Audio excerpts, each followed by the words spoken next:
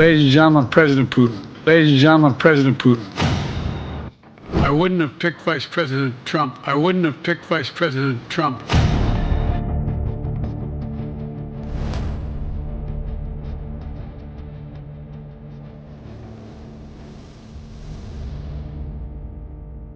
ನಮಸ್ಕಾರ. ಹೊಸದಿಗಂತ ಡಿಜಿಟಲ್ಗೆ ತಮಗೆಲ್ಲರಿಗೂ ಪ್ರೀತಿಯ ಸ್ವಾಗತ.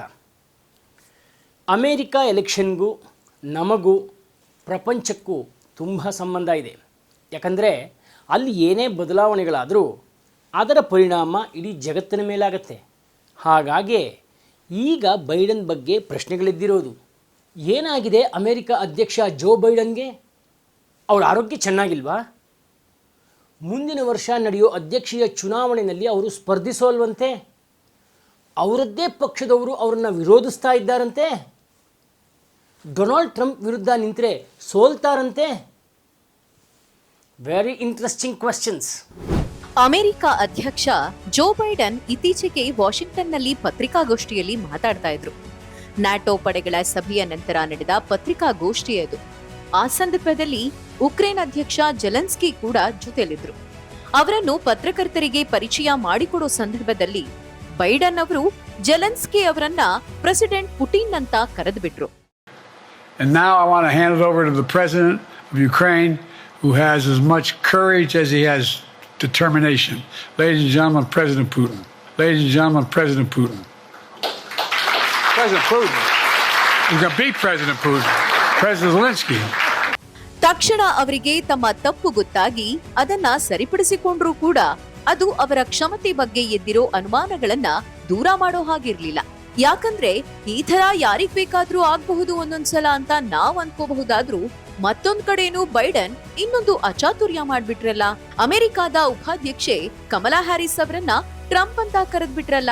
I wouldn't have picked Vice President Trump. I wouldn't have picked Vice President Trump to be Vice President.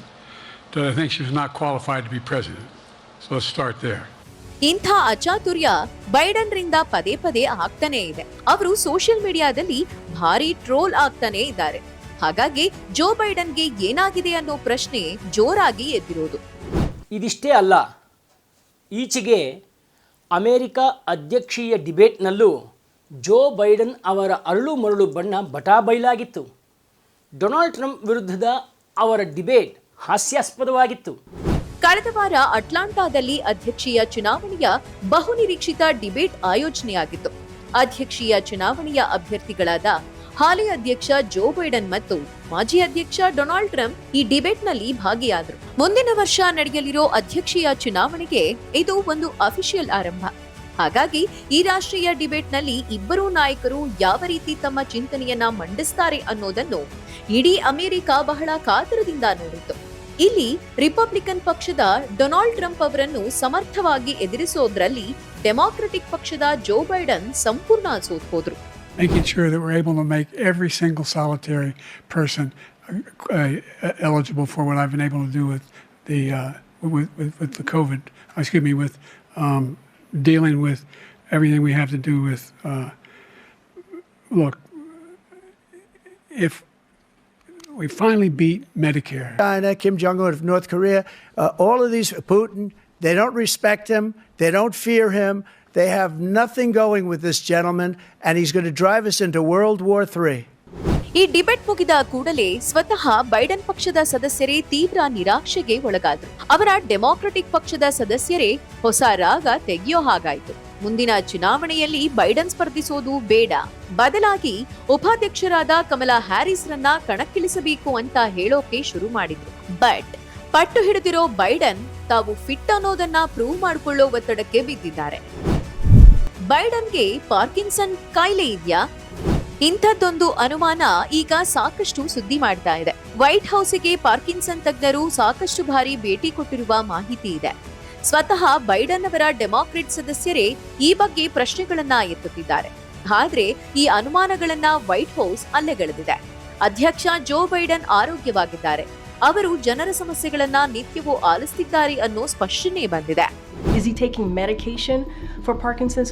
No. So those are the things that I can give you full-blown answers on, but I'm not going to confirm a specialist, any specialist that comes to the White House out of privacy. ಈ ಕೂಗು ಜೋರಾಗ್ತಾ ಇರೋ ಮಧ್ಯೆಯೇ ಅನಿರೀಕ್ಷಿತ ಘಟನೆಯೊಂದು ನಡೆದು ಹೋಗಿದೆ. ಭಾರಿ ಅನಾಹುತವೊಂದು ಸ್ವಲ್ಪದರಲ್ಲಿ ತಪ್ಪೋಗಿದೆ. ಮಾಜಿ ಅಧ್ಯಕ್ಷ ಡೊನಾಲ್ಡ್ ಟ್ರಂಪ್ ಮೇಲೆ ಹತ್ಯೆ ಯತ್ನವೊಂದು ನಡೆದಿದೆ. ಕೂದಲೆಳೆಯ ಅಂತರದಲ್ಲಿ ಟ್ರಂಪ್ ಪಾರಾಗಿದ್ದಾರೆ.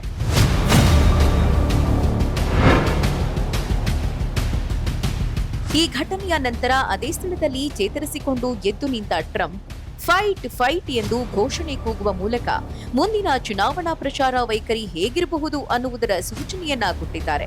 ಅದೇನೇ ಇರಲಿ, ಈ ಘಟನೆಯಿಂದ ಜೋ ಬೈಡನ್ ಸ್ಪರ್ಧೆ ಇನ್ನಷ್ಟು ಕಠಿಣವಾಗಬಹುದು ಅನ್ನೋ ಚರ್ಚೆ ಆರಂಭವಾಗಿದೆ. ಈಗ ಮತ್ತೆ ಬೈಡನ್ ಅವರ ಆರೋಗ್ಯದ ವಿಚಾರಕ್ಕೆ ಬರೋಣ.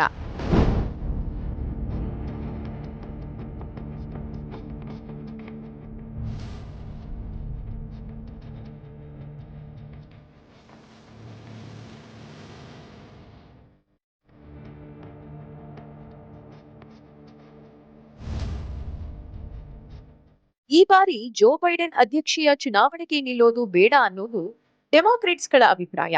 ಹಾಗಾಗಿ ಉಪಾಧ್ಯಕ್ಷರಾದ ಕಮಲಾ ಹ್ಯಾರಿಸ್ ಅವರು ಅಧ್ಯಕ್ಷ ಸ್ಥಾನಕ್ಕೆ ಸ್ಪರ್ಧಿಸಲಿ ಎನ್ನುವ ಕೂಗು ಜೋರಾಗ್ತಾನೇ ಇದೆ.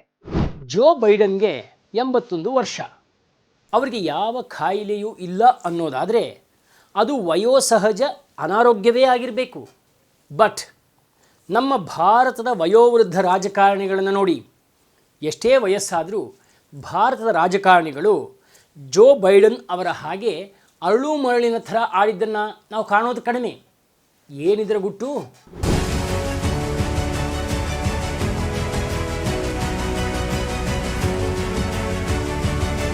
ಕರ್ನಾಟಕದ ಹಿರಿಯ ರಾಜಕಾರಣಿ ಮಾಜಿ ಪ್ರಧಾನಿ ದೇವೇಗೌಡರಿಗೆ ಈಗ 91 ವರ್ಷ ವಯಸ್ಸು.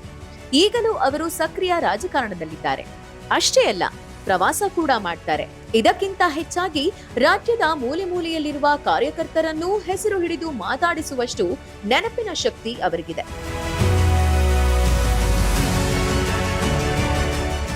ಮಾಜಿ ಮುಖ್ಯಮಂತ್ರಿ ಬಿಎಸ್ ಯಡಿಯೂರಪ್ಪ ಕೂಡ ವಯಸ್ಸಿನ ಮಿತಿ ಮೀರಿ ರಾಜ್ಯಾದ್ಯಂತ ಪ್ರವಾಸ ಮಾಡ್ತಾರೆ. ಇವರಿಗೂ ಜೋ ಬೈಡನ್ನಷ್ಟೇ ವಯಸ್ಸು, ಅಂದ್ರೆ 81 ವರ್ಷ. ಈಗಲೂ ಕಾಲಿಗೆ ಚಕ್ರ ಕಟ್ಕೊಂಡು ಓಡಾಡ್ತಾರೆ. ಪ್ರತಿ ತಾಲೂಕಿನ ಪ್ರತಿ ಮುಖಂಡನ ಬಗ್ಗೆಯೂ ಅವರಿಗಿರುವ ಮಾಹಿತಿ ನಿಜಕ್ಕೂ ಸೋಜಿಗ. ಈಗಲೂ ಚುನಾವಣಾ ತಂತ್ರಗಾರಿಕೆ ಹೆಣೆಯೋದ್ರಲ್ಲಿ ನಿಸ್ಸೀಮ.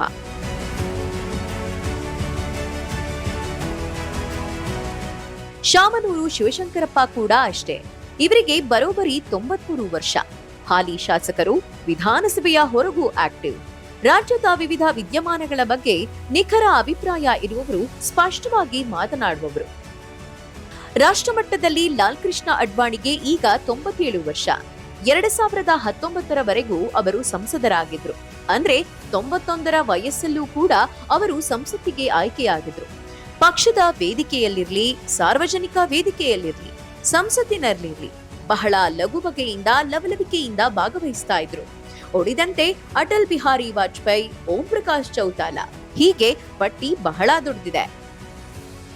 ಅಂದ್ರೆ ಅರ್ಥ ಇಷ್ಟೇ, ಜೋ ಬೈಡನ್ ರಂತಹ ದೌರ್ಬಲ್ಯ ನಮ್ಮ ಬಹುತೇಕ ರಾಜಕಾರಣಿಗಳನ್ನ ಕಾಡಿಲ್ಲ. ಬಹುಶಃ ಇದಕ್ಕೆ ಪ್ರಮುಖ ಕಾರಣ ಅಂದ್ರೆ ಭಾರತೀಯ ರಾಜಕಾರಣಿಗಳ ಹೋರಾಟದ ಹಿನ್ನೆಲೆ. ರಾಜಕೀಯಕ್ಕೆ ಎಂಟ್ರಿ ಕೊಟ್ಟ ದಿನದಿಂದಲೂ ನಮ್ಮ ರಾಜಕಾರಣಿಗಳದ್ದು ನಿರಂತರ ಹೋರಾಟ. ಚುನಾವಣೆಯಲ್ಲಿ ಗೆಲ್ಲಲು ಹೋರಾಟ, ಅಧಿಕಾರ ಹಿಡಿಯಲು ಹೋರಾಟ, ಅದನ್ನ ಉಳಿಸಿಕೊಳ್ಳಲು ಹೋರಾಟ. ಹೀಗೆ ನಿರಂತರ ಹೋರಾಟ ಮಾಡುತ್ತಲೇ ತಮ್ಮ ತಂತ್ರಗಾರಿಕೆ ಹೆಣೆಯಬೇಕಾದ ಅನಿವಾರ್ಯತೆ. ರಾಜಕಾರಣವೇ ಇವರ ಜೀವನ. ಹೀಗಾಗಿ ಭಾರತದ ರಾಜಕಾರಣಿಗಳ ಬ್ರೈನ್ ಯಾವಾಗ್ಲೂ ಜಿಂಕೆಯಷ್ಟು ಸ್ಪೀಡಲ್ಲಿ ಓಡ್ತಾ ಇರುತ್ತೆ. ಹಾಗಾಗಿ ಸದಾ ಚುರುಕಾಗಿರುತ್ತೆ. ಆದ್ರೆ ಅಮೆರಿಕ ಅಥವಾ ಯುರೋಪ್ ದೇಶಗಳಲ್ಲಿ ಪರಿಸ್ಥಿತಿ ಹೀಗಿಲ್ಲ. ಆ ರಾಜಕಾರಣಿಗಳಿಗೆ ಅಧ್ಯಕ್ಷ ಪದವಿ ಅನ್ನೋದು ಒಂದು ಅಸೈನ್ಮೆಂಟ್ ಇದ್ದಂತೆ. ಅದು ಮುಗಿದ ಮೇಲೆ ಅವರು ತಮ್ಮ ಸ್ಥಾನ ತ್ಯಜಿಸಿ ಸದ್ದಿಲ್ಲದೆ ಅಲ್ಲಿಂದ ಹೊರಟು ಬಿಡ್ತಾರೆ. ನಂತರದ ದಿನಗಳಲ್ಲಿ ಯಾವುದೋ ಯೂನಿವರ್ಸಿಟಿಗಳಲ್ಲಿ ಪಾಠ ಮಾಡ್ತಾನೋ, ಸಮಾಜ ಸೇವೆ ಮಾಡ್ತಾನೋ ಕಾಲ ಕಳೆದ್ಬಿಡ್ತಾರೆ. ಹಾಗಾಗಿ ಅಲ್ಲಿನ ಅಧಿಕಾರಸ್ಥರಲ್ಲಿ ಕುರ್ಚಿ ಉಳಿಸಿಕೊಳ್ಳೋಕೆ ವೈಯಕ್ತಿಕವಾಗಿ ಹೋರಾಡಬೇಕಾದ ಅನಿವಾರ್ಯತೆ ಇಲ್ಲ. ನಿರಂತರ ಹೋರಾಟವೇ, ಪ್ರತಿ ಕ್ಷಣದ ತಂತ್ರಗಾರಿಕೆಯೇ ನಮ್ಮ ಪೊಲಿಟಿಷಿಯನ್ಗಳ ಮೆಂಟಲ್ ಫಿಟ್ನೆಸ್ ಗುಟ್ಟು. ಅವರ ಮೈಂಡ್ಗಳು ಆಲಸ್ಯದಿಂದ ಇರೋದೇ ಅಪರೂಪ. ಹಾಗಾಗಿ ಮೆದುಳು ಸದಾ ಚುರುಕಿರಲಿ. ಸದ್ಯಕ್ಕೆ ಈಗ ಅಮೆರಿಕ ಅಧ್ಯಕ್ಷ ಜೋ ಬೈಡನ್ ಅವರ ಆರೋಗ್ಯದ ಬಗ್ಗೆನೇ ಹೆಚ್ಚು ಚರ್ಚೆ. ನೋಡೋಣ ಏನಾಗುತ್ತೋ. ನಮಸ್ಕಾರ.